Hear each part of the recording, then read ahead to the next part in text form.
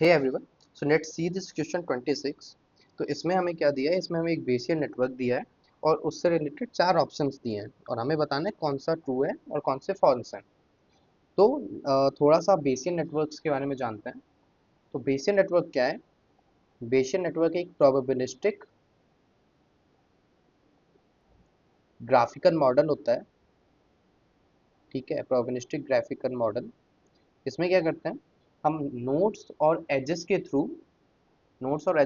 हम कंडीशंस और डिपेंडेंसीज, जो डिपेंडेंसीज होती हैं वो दिखाते हैं। तो बेसिकली इस तरह से हमारे पास नोड्स होते हैं और एजेस होते हैं और ये डैग होता है। डैग यानी डायरेक्टेड एसाइक्लिक ग्राफ होता है।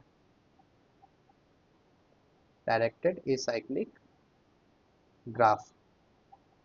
ठीक है, जहाँ पे ये जो नोड्स होते हैं ये रैंडम वेरिएबल्स होते हैं और ये एजेस जो होते हैं ये बताते हैं डिपेंडेंसीज, किसी एक रैंडम वेरिएबल की किसी दूसरे रैंडम वेरिएबल पे डिपेंडेंसीज बताता है। ठीक है, और हर एक वेरिएबल की कुछ प्रोबेबिलिटीज होती हैं, कुछ कंडीशनल प्रोबेबिलिटीज होती हैं। ओके, तो लेट्स से ये वाला जो वेरिएबल है ये इस पे डिपेंड करता है, तो इसकी जो प्रोबेबिलिटीज होंगी वो इससे कंडीशनड होंगी। ठीक है, और इस तरह के जब नोड्स को, जब हम इस तरह का एक नेटवर्क बनाते हैं या इस तरह का जो बड़ा सा ग्राफ बनाते हैं, उस ग्राफ को हम बेसियन नेटवर्क या बोलते हैं। ठीक है, उस ग्राफ को या नेटवर्क को बेसियन नेटवर्क बोलते हैं। अभी जब हम इनकी प्रोबेबिलिटीज निकाल रहे होते हैं हर एक रैंडम वेरिएबल की, तो उसके दो तरीके होते हैं निकालने के। एक होता है एग्जैक्ट रेफरेंस। ठीक है, जब भी हम प्रोबेबिलिटीज को इन्फ्रेंस कर रहे होते हैं।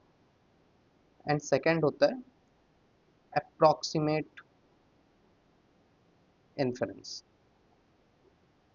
ठीक है, तो एग्जैक्ट इन्फ्रेंस में क्या होता है कि ये जो भी हमारी प्रोबेबिलिटीज हैं, कंडीशनल प्रोबेबिलिटीज हैं या डिपेंडेंसीज हैं, ये सब हम प्रोबेबिलिटीज एकदम एग्जैक्ट निकालते हैं। ठीक है, बट कई बार क्या होता है कि ये ग्राफ या ये नेटवर्क इतना बड़ा हो जाता है कि हम एग्जैक्ट प्रोबेबिलिटीज कैलकुलेट नहीं कर पाते हैं। ऐसे में हम क्या करते हैं, हम अप्रॉक्सीमेट करते हैं इन प्रोबेबिलिटीज को और उसको बोलते हैं अप्रॉक्सीमेट इन्फेरेंस। ओके, नाउ अब इन क्वेश्चंस पे आते हैं। So first option is variable elimination is an approximate inference algorithm. Now ये प्रोबेबिलिटीज निकालने के डिफरेंट डिफरेंट एल्गोरिथम्स होते हैं, जिनमें से कुछ एग्जैक्ट रेफरेंस एल्गोरिदम होता है एंड कुछ अप्रॉक्सीमेट इन्फ्रेंस एल्गोरिदम होता है। सो उन्हीं से रिलेटेड क्वेश्चंस हैं, मतलब ऑप्शंस हैं। So first is variable elimination is an approximation inference algorithm which is incorrect. Variable elimination एक एग्जैक्ट इन्फ्रेंस एल्गोरिदम है। ठीक है, ये क्या करता है कि ये एग्जैक्ट मार्जिनल या कंडीशनल प्रोबेबिलिटीज को फाइंड करता है। ठीक है, सो ये फर्स्ट जो ऑप्शन है ये इनकरेक्ट है।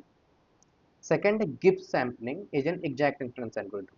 तो जैसे मैंने बताया कि जब नेटवर्क बहुत बड़ा हो जाता है तो हम इस तरह से एग्जैक्टली फाइंड नहीं कर सकते प्रोबेबिलिटीज, देन हम क्या करते हैं, सैम्पलिंग करते हैं और सैम्पलिंग करके हम अप्रॉक्सीमेटली प्रोबेबिलिटीज को फाइंड करते हैं एंड वो एल्गोरिदम गिब्स एल्गोरिदम है। So Gibbs and sampling is an approximate inference algorithm not a exact algorithm, so ये ऑप्शन भी इनकरेक्ट है। Okay, now third one is variable elimination is used to determine conditional probabilities। तो yes, mostly जो ये इस तरह के डैग्स होते हैं या ग्राफ होते हैं या बेसिक नेटवर्क है, ये कंडीशनल प्रोबेबिलिटीज को फाइंड करने के लिए ही यूज होता है। तो ये सारे एल्गोरिदम यही डिटरमाइन कर रहे होते हैं, तो ये ऑप्शन करेक्ट है। देन ऑप्शन डी है rejection sampling is an approximate inference algorithm which is also correct. Okay, so ये रिजेक्शन सैम्पलिंग भी एक अप्रॉक्सीमेट इन्फ्रेंस एल्गोरिदम है। तो correct answer C and D है। Thank you.